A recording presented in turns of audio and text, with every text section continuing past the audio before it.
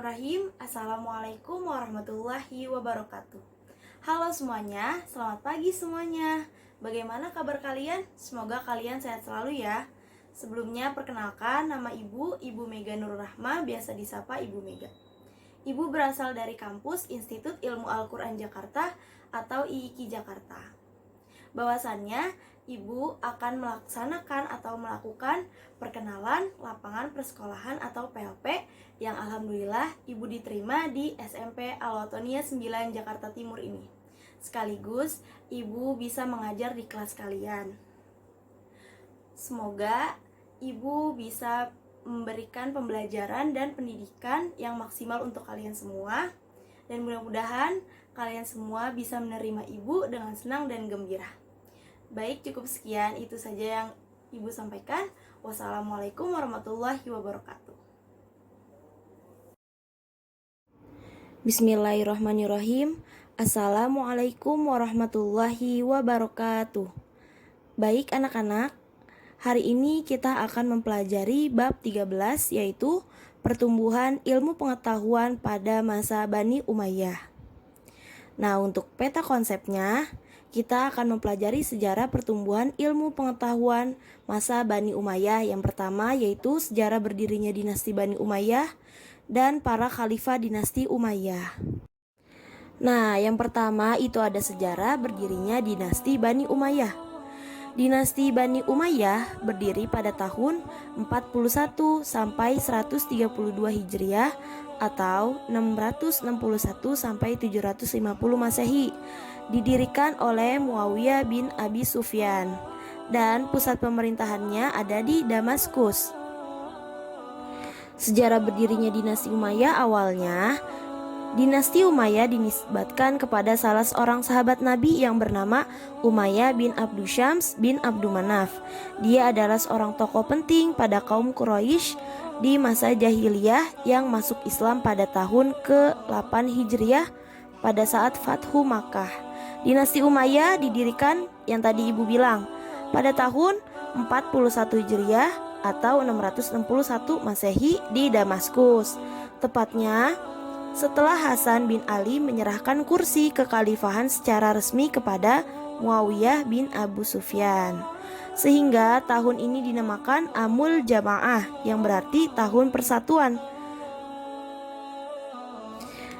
Jadi Muawiyah berhasil mendirikan dinasti Umayyah bukan hanya karena kemenangan diplomasinya pada perang Siffin dan terbunuhnya Khalifah Ali bin Abi Thalib, tetapi tetap karena basis rasional yang solid bagi landasan politiknya, yaitu yang pertama, adanya dukungan yang kuat dari rakyat Suriah dan keluarga Bani Umayyah sendiri. Yang kedua, Muawiyah adalah seorang yang sangat bijaksana. Dan yang ketiga, Muawiyah memiliki kemampuan yang menonjol sebagai negarawan sejati. Nah, makanya itu dari ketiga faktor ini, Muawiyah bin Abi Sufyan berhasil mendirikan dinasti Umayyah. Kemudian ada beberapa para khalifah pada masa dinasti Bani Umayyah. Nah, jadi selama kurun waktu 90 tahun dinasti Umayyah dipimpin oleh 14 khalifah. Untuk khalifah yang pertama adalah Khalifah Muawiyah bin Abi Sufyan, dan yang terakhir adalah Khalifah Marwan bin Muhammad. Nah, ini nama-nama 14 khalifah dinasti Bani Umayyah. Yang pertama itu ada Muawiyah bin Abi Sufyan. Yang kedua Yazid bin Muawiyah. Yang ketiga Muawiyah bin Yazid. Yang keempat Marwan bin Hakam. Yang kelima Abdul Malik bin Marwan. Keenam Al-Walid bin Abdul Malik. Ketujuh Sulaiman bin Abdul Malik. Kedelapan Umar bin Abdul Aziz. Kesembilan Yazid bin Abdul Malik. Kesepuluh Hisham bin Abdul Malik. Kesebelas Walid bin Yazid. Kedua-belas Yazid bin Walid. Ke-13 Ibrahim bin Walid. Dan yang terakhir yang ke-14 Marwan bin Muhammad. Jadi dari ke-14 khalifah tersebut ada 5 khalifah yang menonjol pada masa dinasti Bani Umayyah. Yang pertama ada Khalifah Muawiyah bin Abi Sufyan. Karena Muawiyah bin Abi Sufyan adalah seorang pendiri dinasti Umayyah.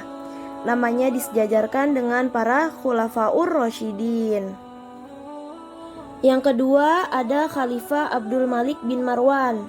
Karena Khalifah Abdul Malik bin Marwan memerintah paling lama yaitu selama 21 tahun. Seorang khalifah yang mendapat julukan pendiri kedua. Julukan ini didapat karena dia mampu mengembalikan sepenuhnya integritas wilayah dan kekuasaan keluarga Umayyah yang selama beberapa tahun mengalami kekacauan yang merajalela. Selain sebagai khalifah, ia adalah seorang alim dalam bidang fikih.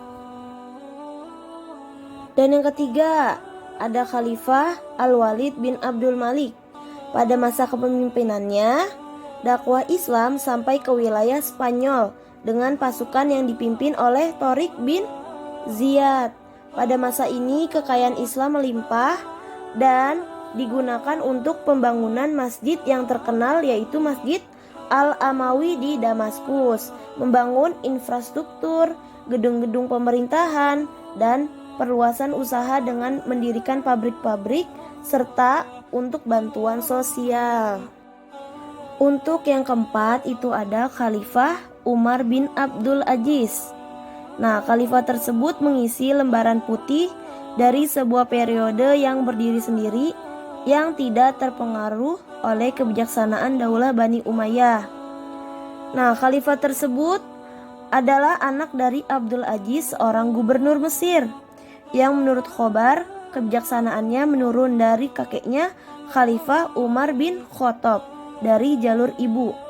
Ia adalah seorang khalifah yang adil, alim, takwa, dan bersih yang mampu mendamaikan antara Amawiyah, Syiah, serta Khawarij. Nah, yang terakhir, yang kelima, ada Khalifah Hisham bin Abdul Malik. Khalifah tersebut adalah seorang khalifah dari Bani Umayyah yang terbaik karena memiliki kepribadian yang bersih, pemurah, gemar kepada keindahan, takwa, dan bersikap adil yang jarang ditemukan pada khalifah keturunan Umayyah. Ia juga sebagai khalifah Bani Umayyah yang paling perhatian terhadap perkembangan ilmu pengetahuan. Oke, baik, alhamdulillah materi untuk pertemuan kali ini sudah selesai, yaitu materi sejarah dinasti Bani Umayyah dan para khalifahnya.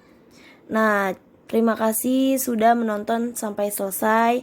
Semoga ilmu yang sudah Ibu berikan ke kalian bermanfaat untuk kita semua. Nah, selanjutnya kalian bisa baca-baca lagi di buku paket atau kalian bisa baca ulang dari PPT yang sudah Ibu kasih.